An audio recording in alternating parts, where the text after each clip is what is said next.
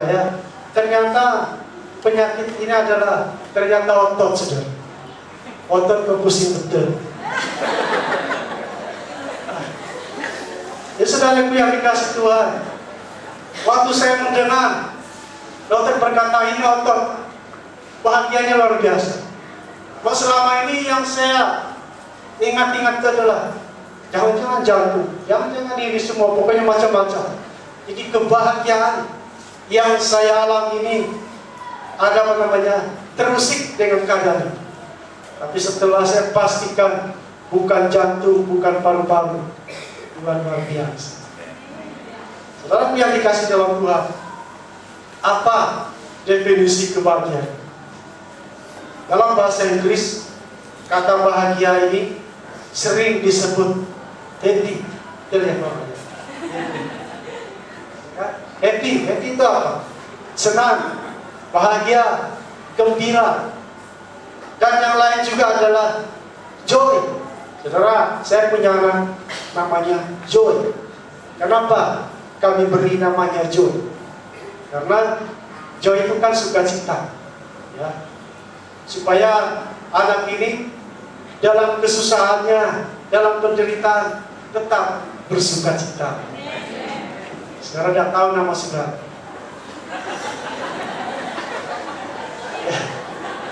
Saudara dikasih Tuhan.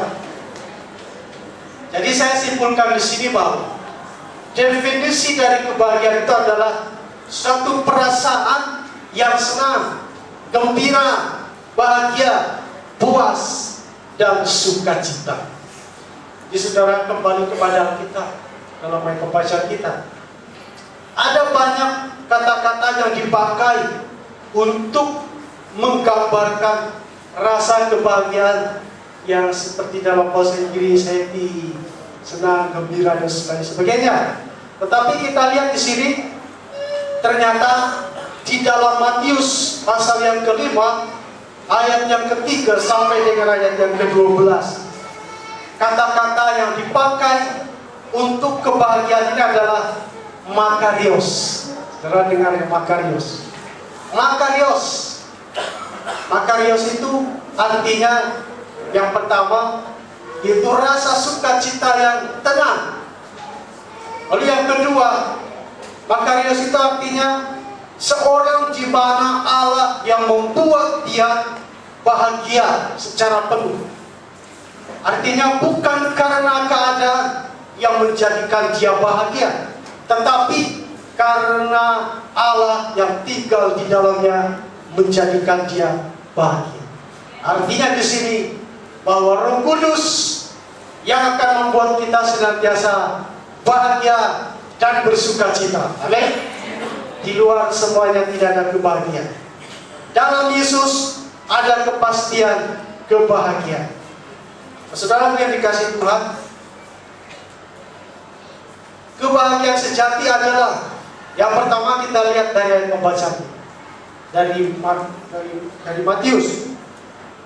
Yang pertama dalam ayat yang ketiga dikatakan, berbahagialah orang yang miskin di hadapan Allah, karena merekalah yang mempunyai kerajaan surga. Yang pertama, berbahagialah orang yang miskin di hadapan Allah, karena merekalah yang mempunyai kerajaan surga. Siapakah orang miskin ini? Kenapa Tuhan Yesus katakan mereka berbahagia? Ternyata orang miskin yang dimaksudkan di sini adalah orang yang atas dorongan Roh Kudus merasa bahwa dalam dirinya ia tidak ada apa-apa, walaupun sebenarnya dia orang kaya, dia orang yang punya segala-galanya, tetapi dia masih merasa dia adalah tidak ada apa-apa, tidak ada sesuatu yang dibanggakan. Sama seperti pemungut cukai. Pemungut cukai yang di dalam Lukas 18 diceritakan dua orang pergi ke bait Allah. Yang satu adalah seorang Farisi, yang kedua adalah pemungut cukai. Kita lihat pemungut cukai, walaupun dia orang kaya, tetapi dikatakan dia berdoa kepada Tuhan. Dalam doanya dia berkata apa? Ya Allah, kasihanilah aku orang berdosa. Ini artinya orang miskin. Saudaraku yang dikasih Tuhan, jika kita ingin mendapat kebahagiaan sejati, penting untuk kita mengakui di hadapan Allah bahwa kita butuh pertolongannya Tuhan. Amin. Kita butuh pertolongannya Tuhan. Bahkan firman Allah berkata, diberkatilah orang yang mengandalkan Tuhan, yang menaruh harapannya kepada Tuhan. Lalu yang kedua, di dalam ayat yang keempat. Ayat yang keempat berkata, berbahagialah orang yang berduka cita, karena mereka akan dihibur. Siapa orang yang berduka cita di sini? Orang yang berduka cita di sini adalah orang yang merasa berduka cita atas dosa dan pelanggaran-pelanggaran yang dilakukan. Karena dan saya di tempat ini adalah orang-orang berdosa. Tapi firman Allah katakan, berbahagialah orang yang berduka cita, orang yang menyesali akan dosa-dosa. Jika kita ingin mengalami kebahagiaan sejati, yang pertama, akuilah dosa yang kita lakukan. Selesaikan masalah dosa ini, kemudian tinggalkan dosa ini. Ada amin? Yang kedua.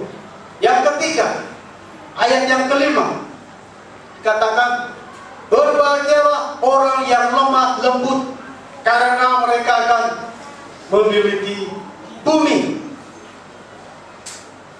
Orang yang lemah lembut adalah orang yang suka mengampuni.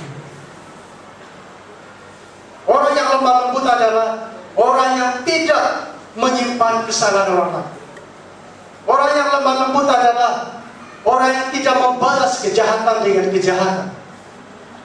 Orang yang lemah lembut ini adalah orang yang suka mengampuni. Saudara yang saya katakan suka mengampuni. Berapa banyak saya dan saudara pernah mengalami yang namanya sakit hati, disakiti. Apakah kita mau mengampuni? Firman Tuhan berkata, jika kita tidak mempraktekkan pengampunan itu di dalam hidup kita, Yesus berkata di dalam Lukas 6 ayat 37, dia pun tidak akan mengampuni dosa. Artinya di sini bahwa berbahagialah orang yang lemah lembut hatinya, karena mereka akan memiliki bumi. Terus yang keempat, ayat yang ke-6 dikatakan, berbahagialah orang yang lapar dan haus akan kebenaran, karena mereka akan dipuaskan. Yang dapat memuaskan jiwa saya dan saudara adalah Yesus. Amin. Kalau kita mengalami kekosongan, jiwa yang sakit, banyak hal seperti tidak ada pengharapan. Tapi saya mau katakan bahwa kita menemukan semuanya adalah di dalam Yesus Kristus. Kita lihat di dalam Yohanes pasal yang ke-6 ayat 35. Apa kata Yesus tentang pribadi? Apa kata Yesus tentang dia? Ayo kita baca sama-sama. 2, 3. Kata Yesus kepada mereka, akulah roti hidup. Barang siapa datang kepadaku, ia tidak akan lapar lagi. Dan barang siapa percaya kepadaku, ia tidak haus. Saudaraku yang dikasih Tuhan, Yesuslah yang memberikan rasa puas di dalam kita. Saya bangga punya saudara kita, Pak Agus. Dia bersaksi, dia berkata bahwa kebahagiaan yang sebelumnya dibandingkan yang sekarang ketika dia menjadi percaya kepada Tuhan Yesus adalah luar biasa. Kenapa dia berkata demikian? Karena kebahagiaan yang diberikan Tuhan Yesus adalah kebahagiaan yang memberi kepastian di dalamnya. Kalau sebelumnya dia merasa kekosongan, tapi ketika dia bertemu dengan Tuhan Yesus, dia memberikan pengharapan kepada, seperti yang dikatakan di dalam Yohanes, akulah roti hidup. Barang siapa datang kepada, ia tidak akan lapar. Dan barang siapa percaya kepada, ia tidak akan haus. Yang kelima, ayat yang ketujuh, katakan, berbahagialah orang yang murah hatinya, karena mereka akan beroleh kemurahan. Saudaraku, seorang yang benar-benar telah merasakan bahwa Allah telah mengasihi dia, orang seperti ini tidak akan segan-segan mengasihi orang lain. Orang ini tidak akan segan-segan mengasihani orang lain. Kenapa? Karena dia menyadari bahwa sebelum dia mengasihi orang lain, Tuhan terlebih dahulu mengasihi. Dia menyadari akan hal itu. Jadi saudaraku yang dikasihi Tuhan, di dalam 1 Yohanes pasal 4 ayat 19, di sana katakan bahwa Allah itu terlebih dahulu mengasihi kita. Jadi saudaraku yang dikasihi Tuhan, berbahagialah orang yang murah. Jika kita ingin mendapatkan kebahagiaan yang sejati, bermurah hati. Amin. Amin. Yang keenam, dikatakan berbahagialah orang yang lapar dan haus. Ayat yang ke-8. Ayat yang ke-8, berbahagialah orang yang suci hatinya, karena mereka akan melihat Allah. Saudara, berbahagia orang yang suci hatinya memiliki satu arti yang lebih dalam, yakni seseorang yang benar-benar memiliki hati yang tulus. Seseorang yang dikatakan suci hatinya adalah seseorang yang benar-benar memiliki hati yang tulus, motivasi yang benar, orang yang rendah hati, dan jauh dari yang namanya kesombongan, jauh dari yang namanya mementingkan diri sendiri.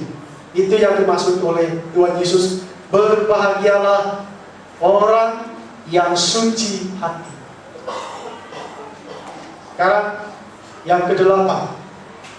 Yang ke-8 ayat yang ke-10 sampai 11. Katakan, berbahagialah, ayat 10 dan 11, berbahagialah orang yang dianiaya oleh sebab kebenaran, karena merekalah yang mempunyai kerajaan surga. Berbahagialah kamu jika karena kamu dicela dan dianiaya, dan kepadamu difitnahkan segala yang jahat. Ayat yang ke-12, bersukacita dan bergembiralah, karena upahmu besar di surga. Saudara yang dikasihi di dalam Tuhan, Yesus yang kita sembah tidak memperhadapkan kepada kita sebuah pengharapan untuk menerima kemuliaan ketika kita dibunuh. Yesus justru memperhadapkan kepada kita sebuah fakta yang mengatakan bahwa ternyata ikut Yesus itu bukanlah sesuatu yang mudah.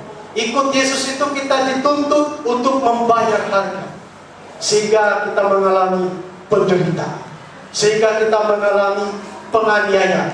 Saudara, kenapa kita mengalami itu? Firman Allah berkata, berbahagialah kamu jika karena kamu dicela dan dianiaya, kata firman Tuhan. Jadi penganiayaan, penderitaan itu menunjukkan bahwa walaupun kita mengalaminya, firman Allah katakan, berbahagialah kamu karena kamu hidup bertahan di dalam kebenaran. Ada banyak kita bisa melihat banyak orang yang tidak bertahan di dalam kebenaran. Karena tidak bertahan di dalam kebenaran, akhirnya meninggalkan Tuhan Yesus, murtad, tinggalkan Yesus. Saudara yang dikasihi, kalau kita mau bahagia, apa kunci? Kalau kita ingin mendapatkan kebahagiaan sejati itu, apa kunci? Kita akan lihat di dalam Yesaya pasal yang ke-48 ayat yang ke-18.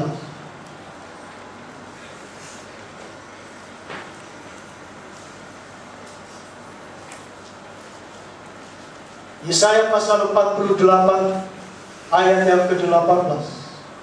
Untuk mendapat kebahagiaan yang sejati, kita akan lihat Dalam Yesaya 48 ayat yang ke-18 berkata, sekiranya engkau memperhatikan perintahku, sekiranya engkau memperhatikan, kata memperhatikan kita garis bawah. Kata memperhatikan di sini adalah sekiranya engkau mendengar, sekiranya engkau merenungkan, sekiranya engkau melakukan. Melakukan apa?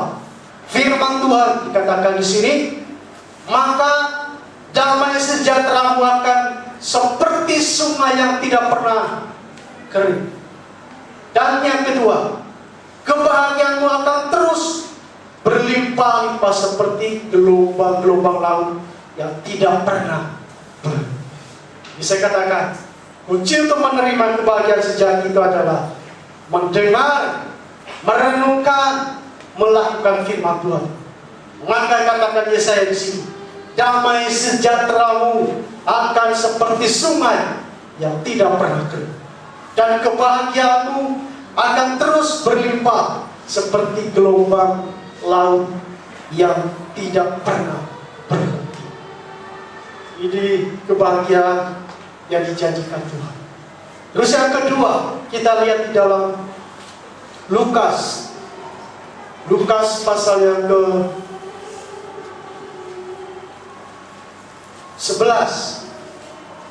Lukas 11 ayat yang ke-37. Memang Lukas 11 ayat yang ke-28. Apa kata Tuhan Yesus tentang kebahagiaan sejati? Lukas pasal 11 ayat yang ke-28 berkata, tetapi ia berkata, ia di sini adalah Tuhan Yesus berkata, yang berbahagia ialah mereka yang mendengarkan firman Allah dan yang memeliharanya. Kalau di dalam Yesaya pasal 48, memperhatikan, mendengar, merenungkan, dan melakukannya. Di dalam Lukas pasal 11 ayat 28, kalimat yang terakhir, Tuhan Yesus katakan, berbahagialah mereka yang memelihara firman Allah itu di dalam hidup.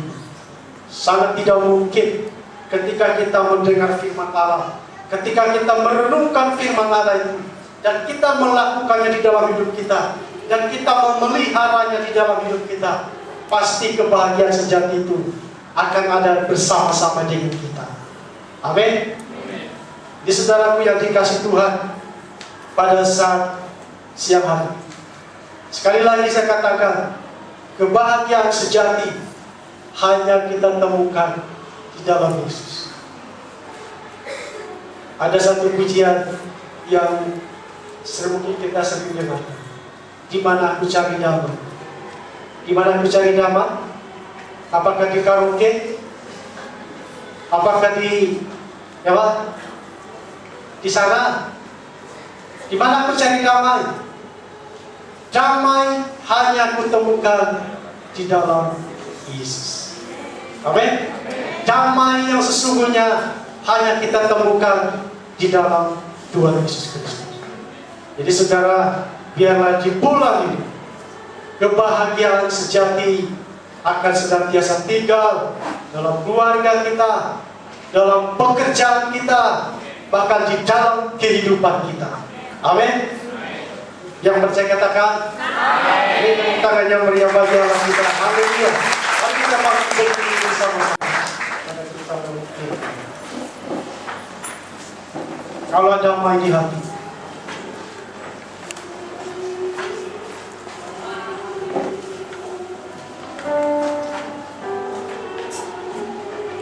makasih Tuhan. Kalau ada damai di hati,